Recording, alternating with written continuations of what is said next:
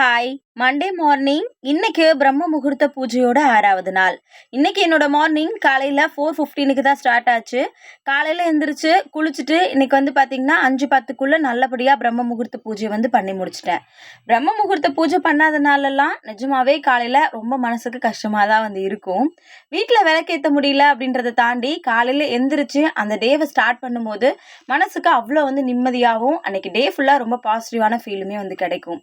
But அத நான் 2, 3 நாளா ரொம்பவே மிஸ் பண்ணேன். இன்னைக்கு காலையில அதனால கொஞ்சம் சீக்கிரமா எந்திரிக்கணும் அப்படிதான் நெனச்சேன். பட் கொஞ்சம் லேட் ஆயிடுச்சு. ஆனாலும் நல்லபடியா இன்னைக்கு பிரம்ம முகூர்த்த பூஜைய பண்ணி முடிச்சுட்டேன்.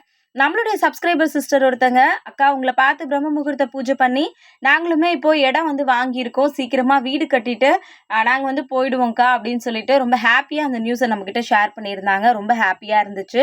எல்லாருடைய வேண்டுதலும் சீக்கிரமாவே நடக்கணும் அப்படின்னு சொல்லிட்டு நானும் வேண்டிக்கிறேன். Thank you.